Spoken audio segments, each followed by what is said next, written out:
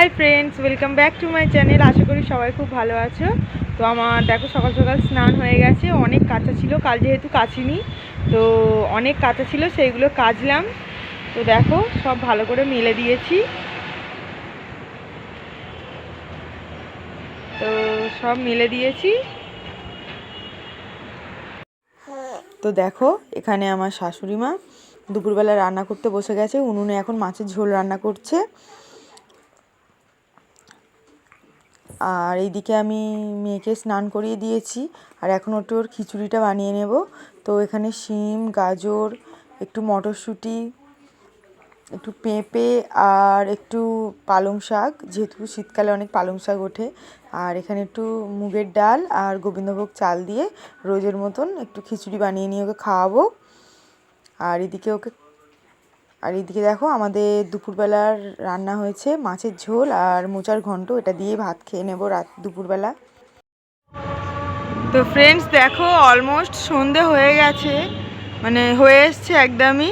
তো দেখো এখনও পর্যন্ত জামা কাপড়গুলো নিয়ে যায়নি। এখন জামা কাপড়গুলো তুলতে এসছি, কিন্তু এখনও মানে অর্ধেকের বেশি মানে ভিজে আছে। সকাল থেকে যেহেতু রোদ হয়নি একদম, তো এখনও পর্যন্ত সমস্ত জামা কাপড় ভিজে। যেগুলো একটু মোটা মোটা পাতলা পাতলাগুলো শুকনো হয়েছে, আর এখনও পর্যন্ত শুকনো হয়নি। এগুলো এবার কোথায় দেবো সেটাই এখন চিন্তা। তো এখন এগুলো এখন তুলে নিই। তো দেখো রাত্রিবেলা জাওলাতে একটা মাছ ধরেছে। তো মাছটা, এটা হচ্ছে একটা বড় শোল মাছ। তো যেহেতু এই মাছগুলো খুবই পিছল মতন স্লিপ খেয়ে চলে যায়, তো ওই জন্য ছাই দিয়ে মাছটা কাটছে। মানে রান্না করার যে উনুনে যে ছাইগুলো থাকে, তো সেই ছাই দিয়ে কাটলে স্লিপটা একটু কম হয়।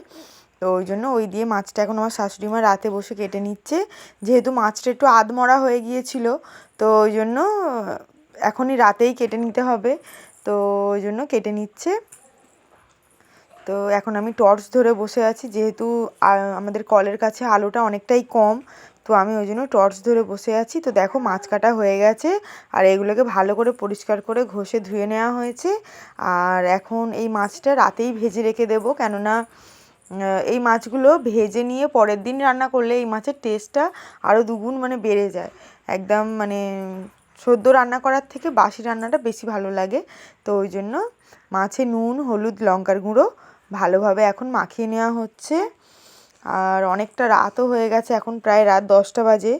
তো ওই জন্য মাছটা ভালোভাবে নুন হলুদ মাখিয়ে নেওয়া হয়েছে। আর কড়ার মধ্যে দেখো গরম করে একটু সর্ষের তেল দিয়ে দিলাম, দিয়ে এখন মাছগুলো ভেজে নেব।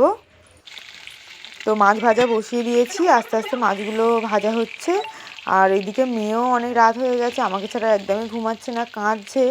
তো তাড়াতাড়ি করে মাছগুলো ভেজে এখন মেয়েকে ঘুম পাড়াতে যাব, খুব কাঁদছে ও। তো ঝপঝপ করে মাছগুলো এখন ভেজে নিই। তো ওই মাছগুলো ভাজা হয়ে গেছে, বাদবাকি মাছগুলো এখন দিয়ে দিলাম।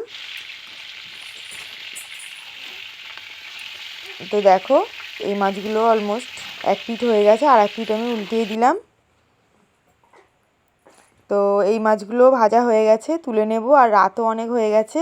তো ফ্রেন্ডস আজকে আর ভিডিওটা বাড়াবো না, আজকে আমার ভিডিওটা এই পর্যন্তই। আমার ভিডিওটা ভালো লাগলে অবশ্যই একটা লাইক করে দেবেন, সাবস্ক্রাইব করে দেবেন। সবাই ভালো থাকবেন, টাটা সবাইকে।